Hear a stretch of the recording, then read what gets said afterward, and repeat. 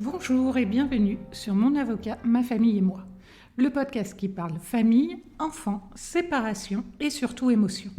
Ces émotions qui nous submergent quand notre famille traverse des tempêtes. Dans cet épisode, nous allons parler de l'autorité parentale. Mais alors, c'est quoi l'autorité parentale ? L'autorité parentale, c'est la responsabilité légale et morale de prendre des décisions importantes concernant les enfants. L'autorité parentale débute à la naissance des enfants et se termine à leur majorité. Dès la naissance de l'enfant, la mère dispose de l'autorité parentale sur l'enfant qu'elle a reconnu. Pour l'autre parent, cette autorité parentale débute dès la reconnaissance de l'enfant à la mairie. Par principe, l'autorité parentale est conjointe. Les parents exercent ensemble cette autorité qui implique des droits et des devoirs, tels que le droit de prendre des décisions concernant la santé, l'éducation et le bien-être de l'enfant. Mais alors, quel impact va avoir la séparation des parents sur l'exercice de l'autorité parentale ? Depuis 2002, la séparation des parents n'a plus d'impact sur l'exercice de l'autorité parentale, qui va rester, par principe, conjointe entre les parents séparés. Chacun continue d'être pleinement responsable des décisions prises dans l'intérêt des enfants. Comme nous l'avons vu dans l'épisode précédent, la séparation ouvre la voie de la coparentalité. Les décisions importantes concernant la vie de l'enfant doivent continuer à être prises ensemble. Pour les décisions usuelles, chacun des parents est réputé avoir l'accord de l'autre pour agir.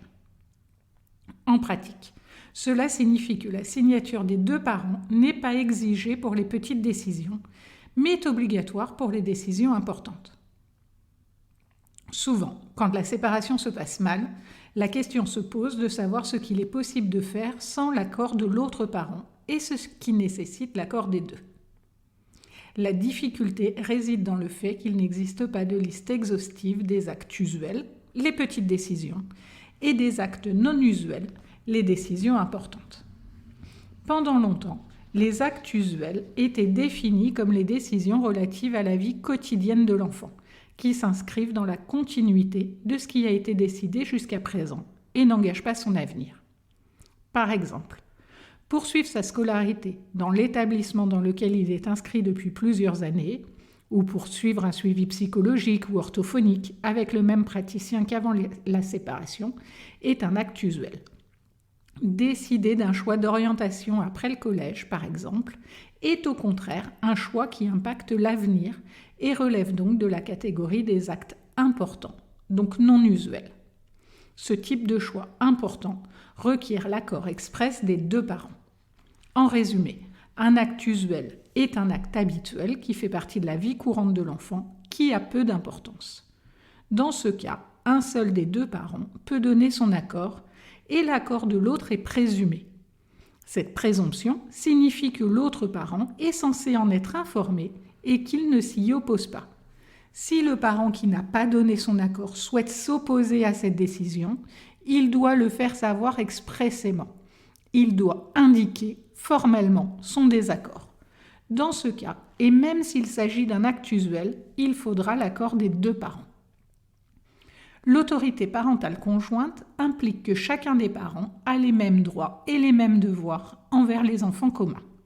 Chacun d'eux doit informer l'autre parent des éléments importants de la vie de l'enfant et les décisions doivent continuer à être prises ensemble. Aucun des parents ne peut décider seul sans en informer l'autre ou malgré son opposition. Mais alors, que faire en cas de désaccord ? La réponse est à la fois simple dans le texte, mais particulièrement complexe en pratique. En cas de désaccord sur une décision relevant de l'autorité parentale, il convient de saisir le juge aux affaires familiales pour lui demander de trancher la question, et donc d'autoriser ou non le parent qui en fait la demande à réaliser l'acte malgré le désaccord de l'autre parent. Dans la pratique, compte tenu des délais qui ont cours pour rencontrer un juge aux affaires familiales, entre 12 et 18 mois, le moment où le juge rendra sa décision, elle ne sera plus d'actualité. Plaçons-nous dans la situation d'un désaccord portant sur le choix du collège pour la prochaine rentrée. Le choix doit être formulé quelques mois avant.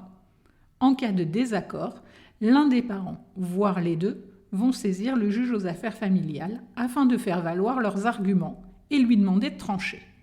Ce type de désaccord n'est pas considéré comme une urgence à Nantes et ne peut donc bénéficier d'une audience à bref délai, même si la date de la rentrée est proche et que l'enfant est sans inscription. La juridiction est trop engorgée. Seules les situations de violence ou d'enlèvement d'enfants peuvent bénéficier d'une audience à bref délai. Le juge rendra donc sa décision dans le délai classique de 12 à 18 mois. La rentrée aura déjà eu lieu, l'enfant aura été scolarisé dans un établissement, parfois décidé par le rectorat car la scolarisation est obligatoire. La décision du juge qui interviendra après coup sera un nouveau changement pour l'enfant et n'aura rien de satisfaisant pour aucun des membres de la famille. Une autre situation courante est celle des choix religieux, tels que le fait de faire baptiser l'enfant ou de lui faire sa communion. Il est extrêmement complexe pour le juge de trancher ce type de désaccord qui relève pleinement de l'autorité parentale. Le juge aux affaires familiales doit statuer dans l'intérêt de l'enfant. Mais comment définir l'intérêt de l'enfant dans ce choix extrêmement intime qui, par nature, appartient complètement aux parents et à leur histoire familiale? Dans la majorité des cas, ce type de conflit relatif à l'autorité parentale n'est que la partie émergée de l'iceberg. Ce désaccord révèle un conflit plus profond, qui est la conséquence plus ou moins directe d'une séparation qui n'a pas été gérée correctement et où le conflit reste à haute intensité. La persistance d'un conflit de haute intensité permet le plus souvent de dire que ce désaccord sur un élément relatif à l'autorité parentale, comme le choix de l'établissement scolaire, est peut-être le premier désaccord qui doit être tranché par le juge suite à la décision rendue après la séparation, mais qu'il ne sera probablement pas le dernier. L'exercice conjoint de l'autorité parentale conduit les parents à prendre une multitude de décisions ensemble qui auront un impact sur la vie et l'avenir de leurs enfants. Et plus les enfants sont jeunes au moment de la séparation, plus les parents auront un nombre important de décisions à prendre ensemble. Alors, même en imaginant que le juge puisse trancher ce désaccord dans un délai raisonnable, recourir au juge ouvre la boîte de Pandore.